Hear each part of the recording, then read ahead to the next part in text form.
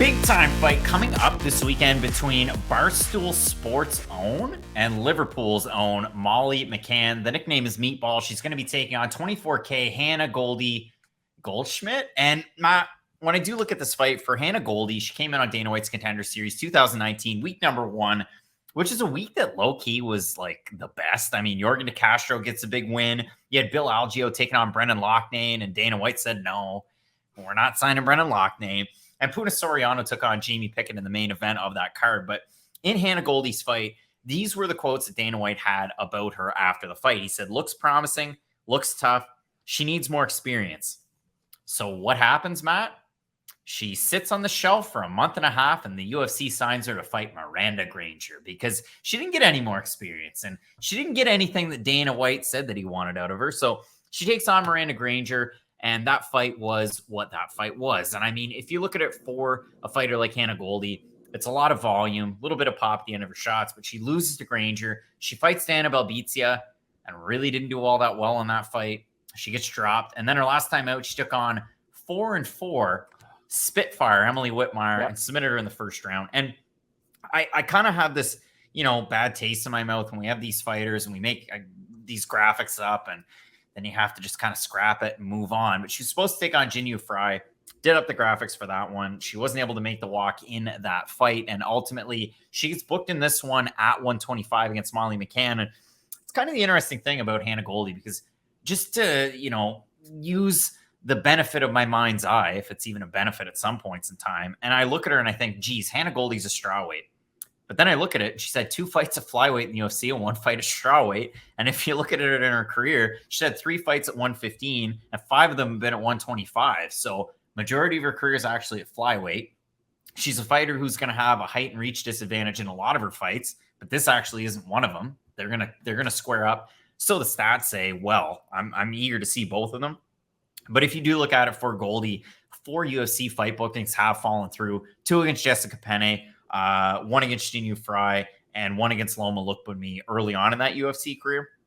So this is an interesting one, because I know a lot of people want to hear us talk about Molly McCann, but Hannah Goldy, in the grand scheme of things, I don't know what kind of box you can put her in the scheme of the strawweight division, the flyweight division. I just don't really know where she fits in. This is Molly McCann, you're a big star over here. We should probably get you a fight, kind of a fight. What is Hannah Goldy going to do to counter the inside boxing of Molly McCann? I have no idea, because the thing about McCann is everyone's going to talk about how good her boxing is, and it is good. She has good power. Everyone knows that crazy spinning elbow she was able to land in her last fight. But McCann is a decent offensive wrestler too, and she does add that to her game because of her intense forward pressure, because she moves forward so much with her own boxing that, hey, if I crash distance, well, the next best option is I should just go for a takedown. And it has worked out throughout some of her fights, but you can tell that when she fights anybody with sort of a jiu-jitsu background, they can take advantage of her over-aggression in her fighting style. I just don't know what Hannah Goldy's going to do to counter the strengths of Molly McCann, because Goldy's someone who will play that striking game a little bit with Molly McCann, but I don't think she has the power that can hurt McCann, whereas McCann definitely has enough power to hurt Hannah Goldy on the outside. And this is the other thing too that's really key in this matchup. Goldy's someone who's happy moving backwards. She's not going to stand and firmly plant her feet down and be like, hey, I'm not moving back. If she gets backed up against the cage against Molly McCann, she's going to be at the mercy of McCann, because McCann can then decide, hey, I'm going to strike or I'm going to wrestle. And really the fighter who's going to be able to switch it up, be it on the feet or on the mat, is probably going to be the fighter who wins this one. If you want to play MMA math, like, this is the midpoint of this prediction video preview, so you can take a little time out and think of it this way. MMA math says that Hannah Goldy beat Jillian Robertson, and Jillian Robertson beat Molly McCann. So Hannah Goldy beats Molly McCann, but it's not really that way. And if you do look at it again, yeah, like you said, better wrestlers beat Molly McCann. Laura Procopio was able to take her down 7 times. Tyler Santos absolutely dominated that fight, took her down 5 times. And if you watch Molly McCann's last fight, I get it. She's former Cage Warriors flyweight champ. She was able to get that done. 3rd round spinning back fist. Carolina's eyes were in the back of her head. And I got to say, weirdest flex ever. Molly McCann runs outside of the cage, hugs Dana White, grabs a replica belt, and then brings it into the cage.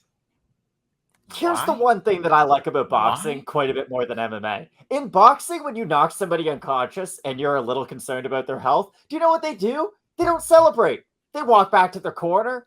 they'll like high five people, but they normally wait for their opponent to like get up and be breathing before they start doing backflips off the cage. Whereas Molly McCann was like, ooh, I could fight Valentina. And I have bad news for Molly McCann. That wouldn't be a great fight for her, even though I do feel like Valentina's starting to fade a little bit. Matt, like when you watch that last fight, she had that huge moment 30 seconds into the fight against Carolina where she emptied the tank. And I mean, some referees would have ended that fight. Like maybe it could have been a standing TKO. So she wins the first round and she has good cage control. She had a couple takedown attempts. Round 2 was close. Luana Carolina rallied right back. And in the third round, Luana Carolina was winning it until Molly McCann closed the distance and threw the spinning back fist. So if McCann didn't land that knockout, she probably would have lost that fight. Again, maybe something else crazy would have happened, but she probably would have lost that fight 2 rounds to 1. And that's kind of the surprising thing about McCann. Has she gotten better since she's been in the UFC, or is she just pretty much the exact same fighter? Because I do feel like her wrestling has been more refined.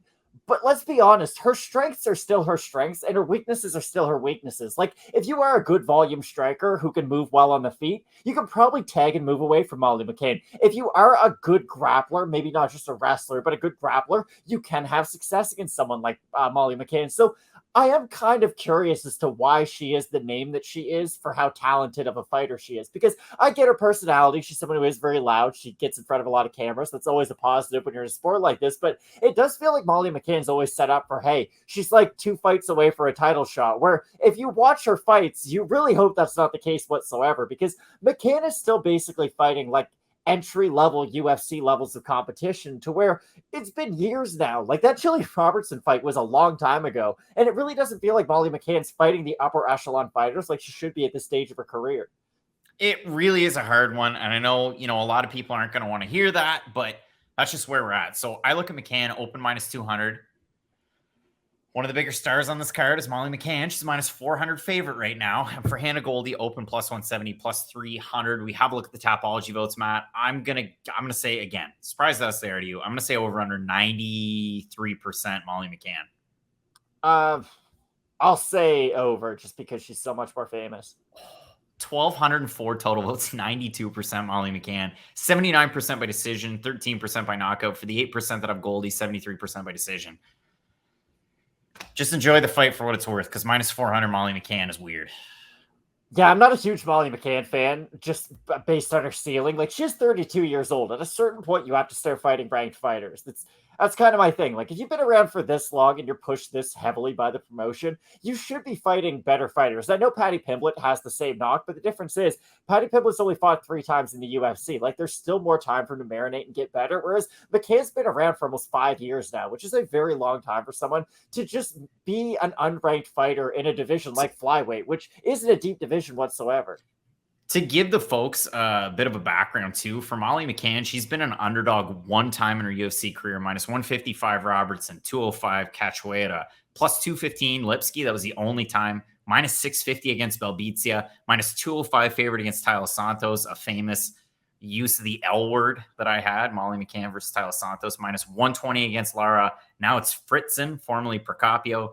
Jiyeon Kim -120 and -140 against Luana Carolina. And that Jiyeon Kim fight wasn't a cakewalk either. So I have Molly McCann in this fight. I like the forward pressure. I like the aggression. I like the takedowns, so on and so forth. The complete package, I do.